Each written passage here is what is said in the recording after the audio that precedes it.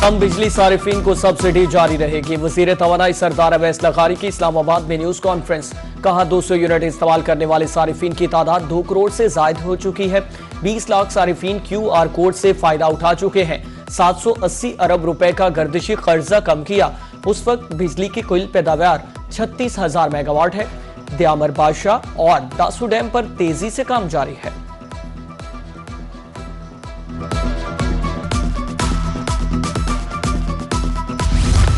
Crushing season में मकामी जरूरत से ज्यादा चीनी बनाई। एक माह के स्ट्रेटेजिक जखायर रखने के बाद भी 7.5 लाख टन चीनी सरप्लस मौजूद होगी।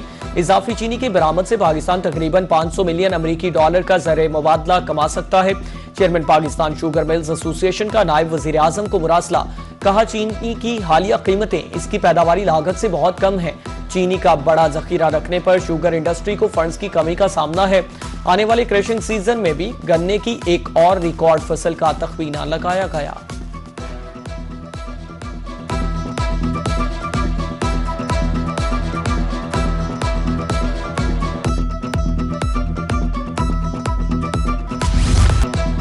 महंगाई का बड़ा तूफान आने को तैयार। IMF के साथ बजट मुज़ाकरात मुकम्मल। अहम अहदाफ पर इत्तफाक। हुकूमत को GST 19% करने की तजवीज़।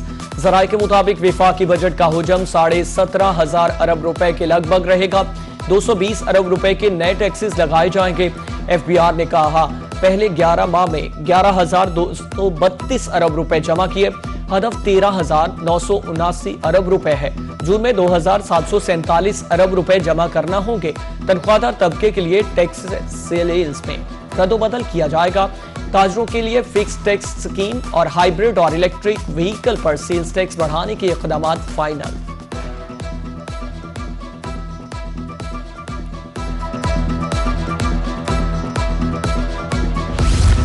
चैलेंजेस बड़े मगर इरादे मजबूत। विफाकी बजट की तैयारियां आखिरी मराहल में दाखिल। पहला बजट इजलास 5 जून को कौमी असम्बली में तलब। PP रहनुमा मलिक रिजवान हांस का कहना है कि पीपल्स पार्टी अवाम दोस्त, किसान दोस्त और सनत दोस्त बजट की हामी है।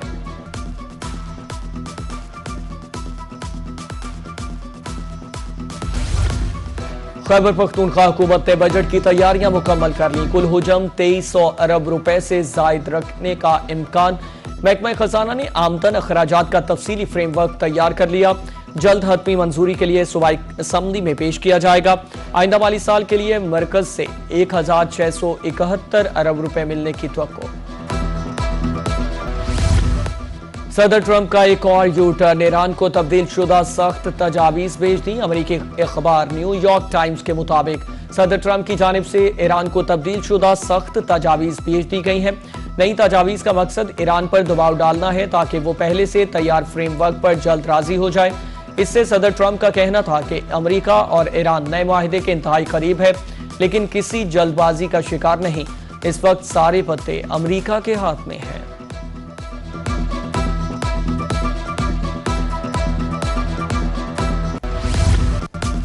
अमरीकी फौज का ईरान जाने वाले तजारती जहाज पर हमला। इंजन रूम को हेलफायर मिसाइल मारकर नकारा कर दिया।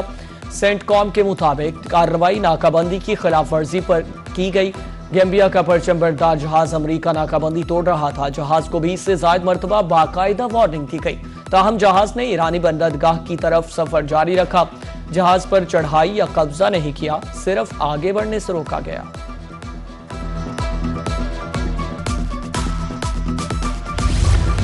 ईरान अजीम और तारीख साज जंग के दहाने पर खड़ा है। हम दुश्मन को पसपा होने पर मजबूर कर रहे हैं। किसी भी दबाव के सामने सर तस्लीम खम नहीं किया जाएगा। स्पीकर ईरानी पार्लियामेंट बाकर कालीबाफ का तीसरे सेशन में खिताब। कहा रहबरे मुअज्जम इनकलाबे इस्लामी के पैगाम को पार्लियामेंट का बुनियादी रोड मैप तस्वुर करती है। तमाम कानून साजी इसी फ्रेमवर्क के तहत की जाएगी। शहीद कायद ने मुस्तहकम और खुद मुख्तार ईरान की बुनियाद रखी।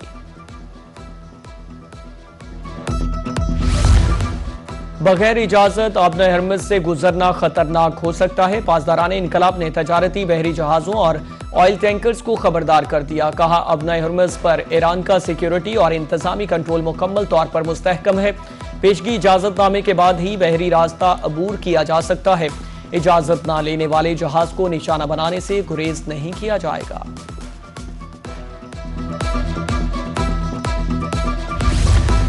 26 साल बाद सुयोनी फौज लबनान के अंदर घुस आई। इसराइली फौज का लबनान में अहम पहाड़ी किला पर कब्जे का दावा, मजीद इलाके खाली कराने की धमकियां और बमबारी। लबनानी मीडिया के मुताबिक हमलों में रिहायशी इमारतों को निशाना बनाया गया। घरों में सोए कई अफराद शहीद और जख्मी भी हुए।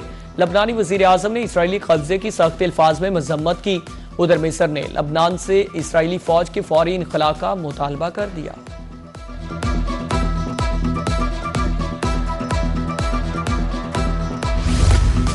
पेट्रोलियम मसनूआत की कीमतों में कमी के समारात। पब्लिक ट्रांसपोर्टर्स के बाद गुड्स ट्रांसपोर्टर्स की तरफ से भी रिलीफ। मुल्तान के गुड्स ट्रांसपोर्टर्स ने 5% किराया कम कर दिया। लाहौर का किराया 32,000 से कम होकर 30,000 रुपए हो गया। 100 किलोमीटर का किराया 17,000, 500 किलोमीटर का किराया 70,000 रुपए हो गया।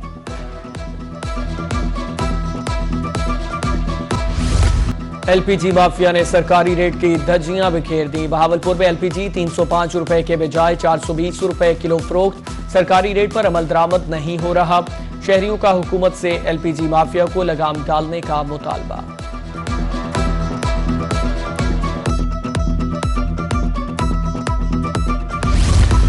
हजाज कराम को दिल की तह गहराइयों से मुबारकबाद पेश करता हूँ। हजाज कराम के लिए बेहतरीन इंतजामात यकीनी बनाए गए। वफाकी वजीर मजहबी अमूर सरदार मोहम्मद यूसुफ की मक्का मुकरमा में पोस्ट हज प्रेस कॉन्फ्रेंस।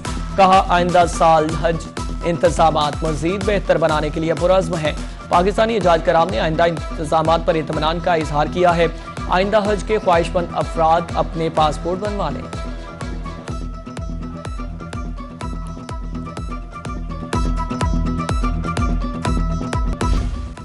एफए के तलबा तैयारी पकड़ ले। मुल्तान तालीमी बोर्ड के तहत इंटरमीडिएट पार्ट 2 के इम्तिहानात का कल से आगाज। 12वीं जमात के इम्तिहानात 12 जून तक जारी रहेंगे।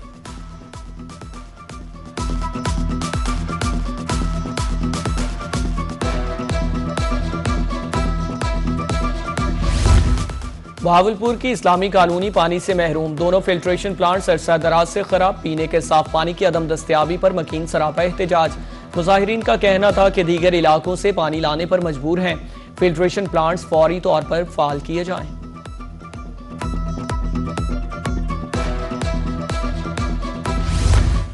सादिकाबाद में ईद पर बेहतरीन सफाई। शहरियों का सुथरा पंजाब वर्कर्स को जबरदस्त खिराज तहसीन। आलाइशों की बरवक्त तल्फी। विसाली सफाई पर अवाम ने अमले की कारकर्दगी को सराहा।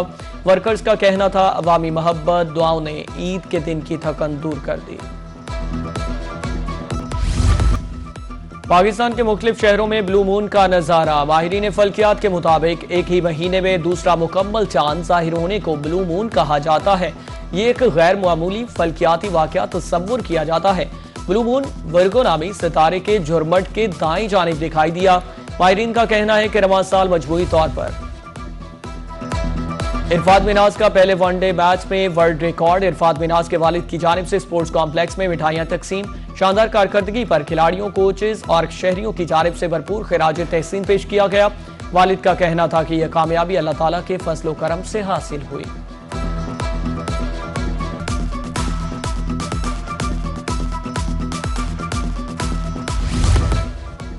और अंडर 18 हॉकी एशिया कप दूसरे मैच में पाकिस्तान और मलेशिया के हाथों 3-2 से शिकस्त। दोनों टीमों ने शानदार खेल का मुजाहरा किया। ताहम मलेशिया ने बेहतरीन कारकर्दगी की बदौलत कामयाबी अपने नाम कर ली। पाकिस्तानी टीम टूर्नामेंट में अपना तीसरा मैच 3 जून को बांग्लादेश के खिलाफ खेलेगी। ग्रीन शर्ट्स ने इवेंट के इफ्तिताही मैच में चीन को 3-0 से शिकस्त दी थी।